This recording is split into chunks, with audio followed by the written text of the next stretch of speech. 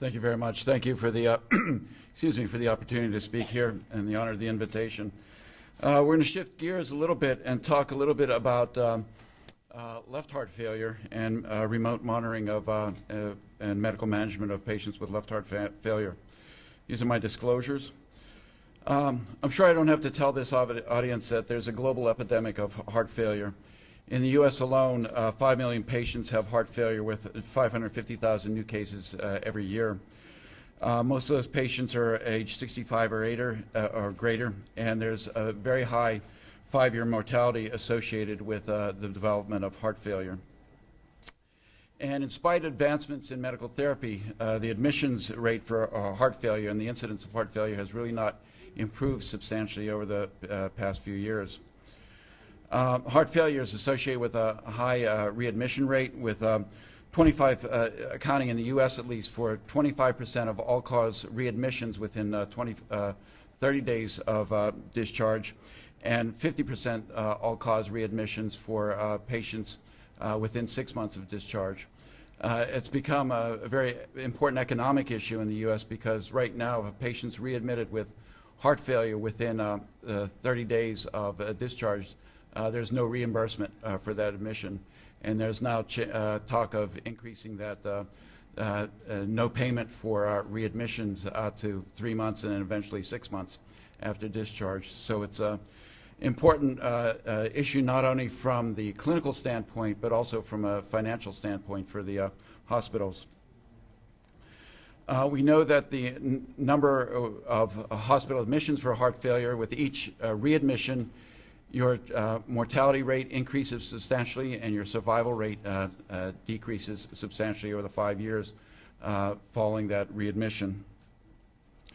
And in the U.S., the economic burden is tremendous, with by 2030 expected to cost $70 billion a year and to manage patients with heart failure.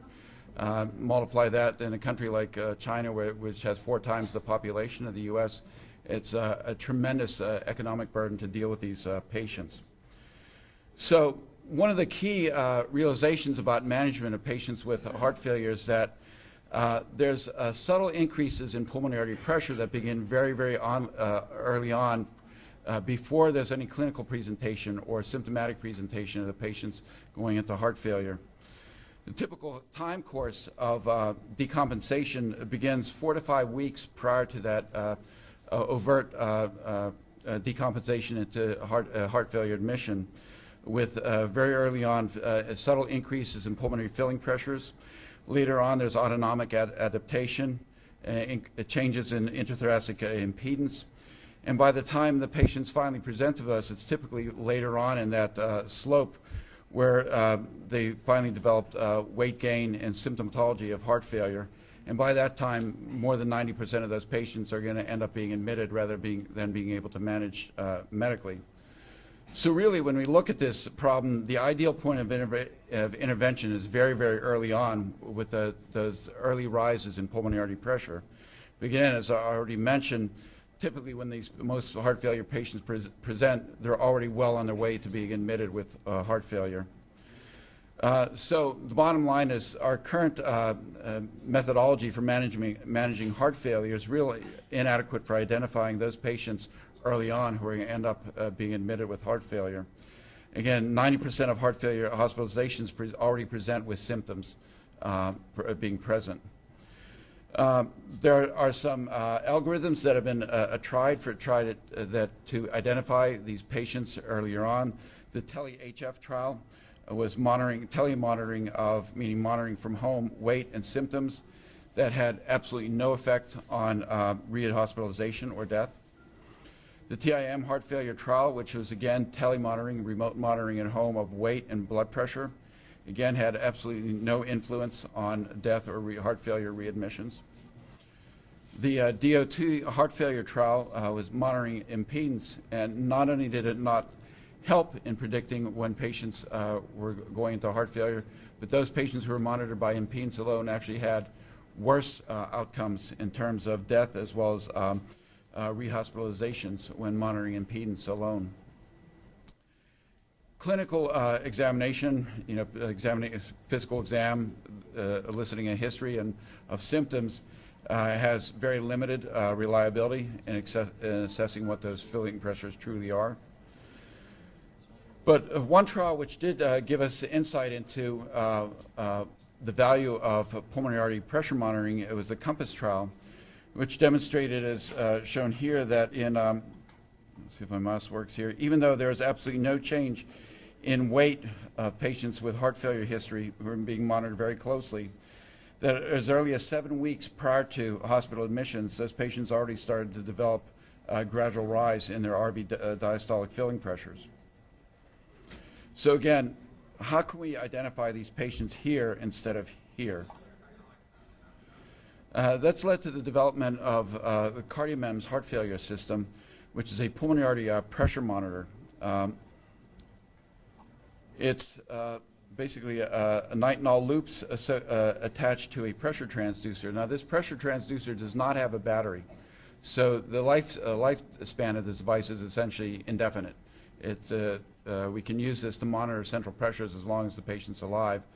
The way it works is there's an antenna which pings or sends a signal to the device, and the device then transmits back the pulmonary artery pressure to the antenna. There's a little animation here of how this device is actually implanted. Artery, or PA, catheter is placed in the pulmonary artery to determine baseline hemodynamics. So basically it's just a venous puncture. And, along with a selective angiogram, to confirm the target implant vessel. Typically, the sensor delivery system we like to put it in the lower branch of the left main pulmonary artery. Once in position, the sensor is released from the delivery tool, and its nitinol loops expand to stabilize it in the vessel. The sensor occupies approximately 10% of the lumen and endothelializes within 3 months of implant. After the sensor is implanted, a PA catheter is reinserted and measurements are again taken, which are used to calibrate the sensor. So we'll match what's transduced from that device to the real-time pulmonary artery pressures. The sensor is designed not to require future recalibration. So then once the patient's at home, they have a unit that they can put on their bed, which this next video will show. The patient uses the external electronics unit and the pillow containing the antenna to take sensor readings daily or upon clinician request. This is a simple process that takes only 3 to 4 minutes. The patient lies on the pillow and presses a button to transmit 18 seconds of pressure readings.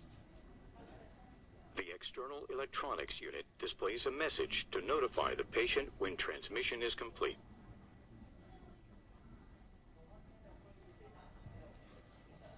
So I'll skip forward here, but basically what we can do, typically what we have at our institution is nurse practitioners or advanced practice nurses who receive the data on a daily basis and are able to make fine adjustments in the patient's medical therapy as often as needed.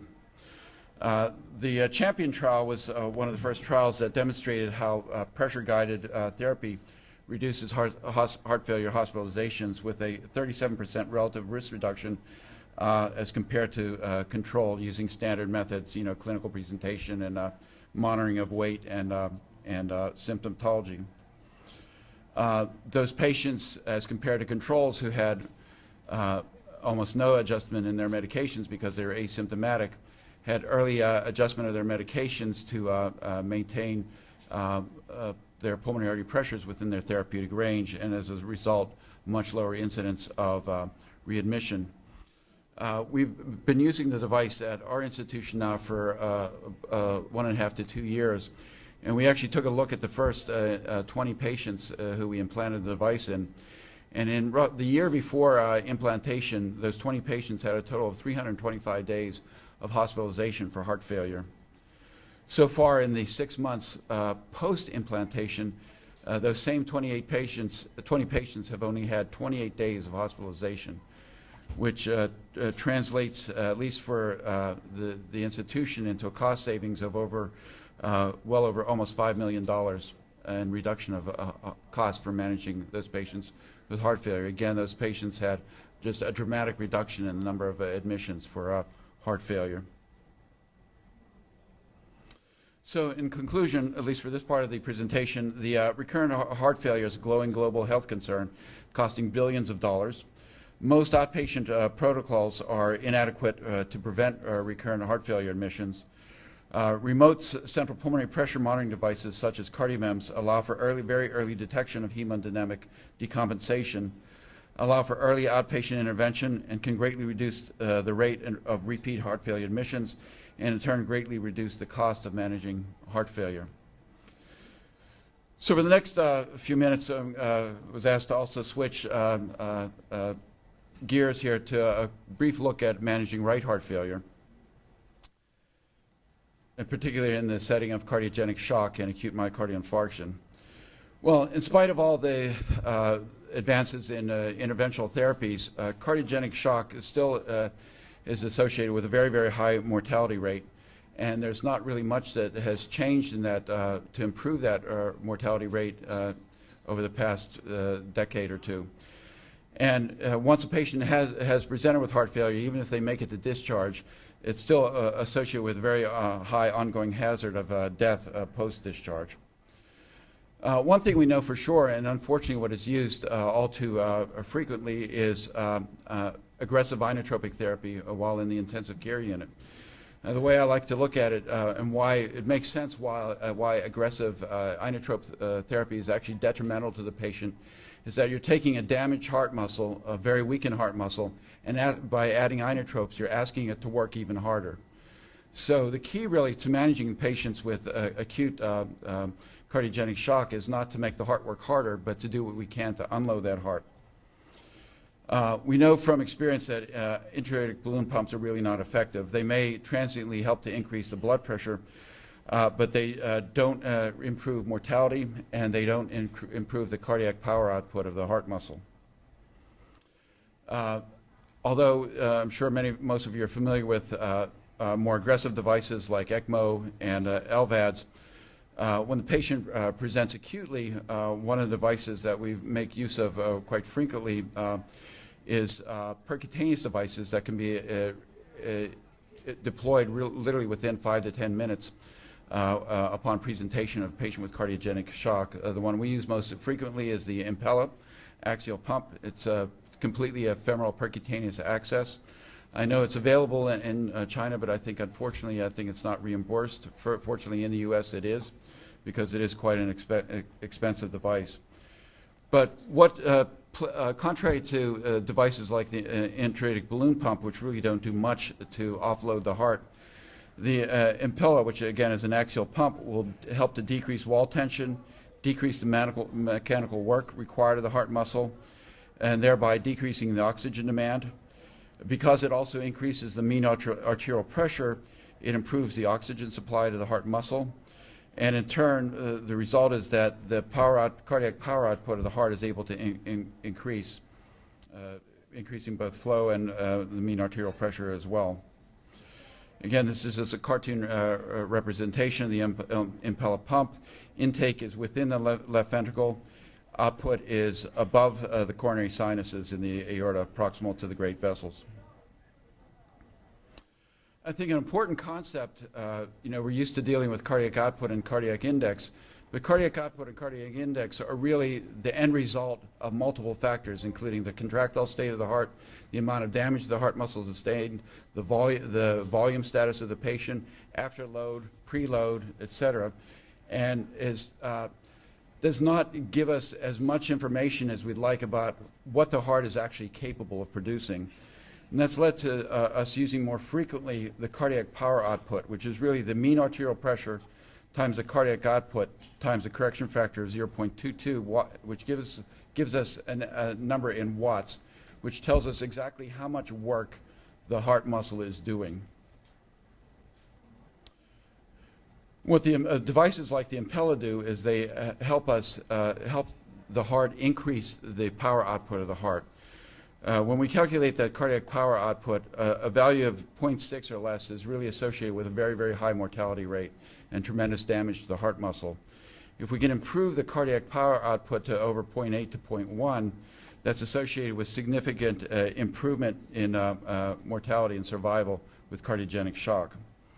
So again, it's something I try to educate our fellows about when I walk into the unit and see a patient they've just asked me to take to the cardiac cath lab, and they're on 4 inotropic agents, and hey, look, we got the pressure up. And I said, yeah, you realize you're also helping to worsen that patient's survival by whipping that heart so heavily with inotropes. Impella has a substantially improved hemodynamic effect as compared to balloon pump. With the device comes in basically 3 sizes: the Impella 2.5, which can generate up to 2.5 liters per minute, the Impella CP up to 4 liters a minute, and the Impella 5, which is 5 liters per minute. We know that placement of LV assist devices like the Impella actually help to improve myocardial perfusion even without revascularization. Because there's an increase in coronary flow and also increase in coronary collateral flow, as the 2 nuclear images on the right demonstrate that these are from occluded patients with a patient with both an occluded RCA and circumflex. This is prior to revascularization. We already see an improvement in coronary flow to the myocardium by placement on the Impella pump.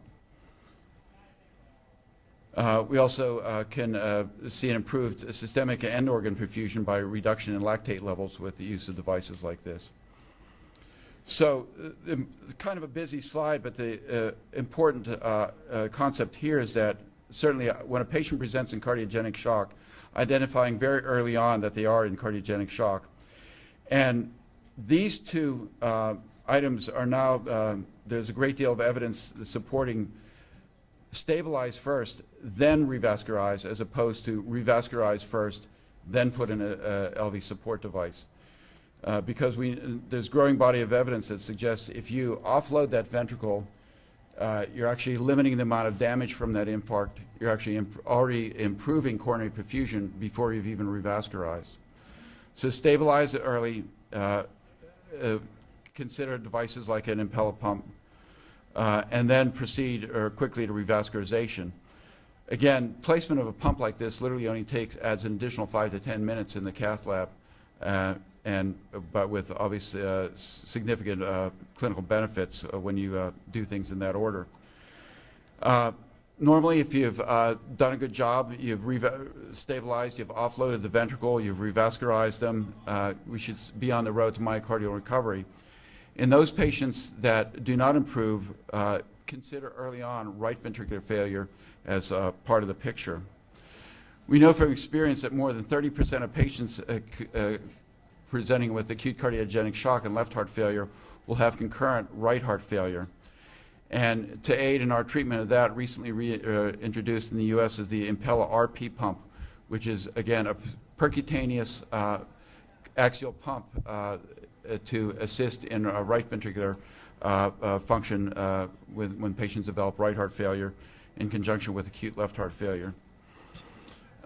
Similar to my teaching the fellows about cardiac power output and the importance of understanding that concept is, for the right heart, understanding the concept of the pulmonary artery pulsatility index, which is, or PAPI for short.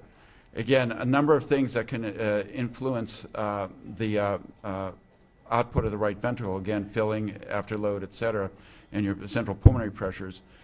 But when an RV fails, regardless of how well you've offloaded the left ventricle, if the right ventricle is not pumping, it's not pumping, and it's not providing blood flow to the left heart. And one of the most accurate indicators of right ventricular function is the pulmonary artery pulsatility index, which is the PA pulse pressure divided by the RA pressure. So if you see a fall, if that fraction is less than 1, that would indicate substantial right heart failure. Again, it's put in percutaneously through a venous puncture, just like the left-sided device is put in through a left arterial puncture. Running late on time here, so I'll just finish up very quickly. The Recovery Right study, which was a study looking at the outcomes in patients who had made use of the Impella RP device. Primary endpoint was looking at survival at 30 days or hospital discharge, and or to the next therapy, meaning a definitive therapy, either heart transport or placement of an RVAD. Flows can be up to 4 liters per minute, can be achieved with the Impella RP pump. Once placed, the placement of the Impella RP pump in patients with right heart failure is associated with a significant increase in the cardiac index, a significant drop in the central venous pressures, which is sustained after removal of the pump. It's also associated with a decreased use in the number of inotropes in patients presenting with cardiogenic shock. And basically what it did prove is that it's a very easy to place device. It's very deliverable. Substantially improves the hemodynamics in right heart failure and has led to very favorable outcomes as well. So the bottom line, for both chronic and acute heart failure, it's really important to have a very in-depth understanding of the hemodynamics and what you're doing to that patient, whether it be with support devices or pharmacologic therapy. And in particular, understand the concepts of cardiac power output and the pulmonary pulsatility index, which are typically not used in most practices. Thank you.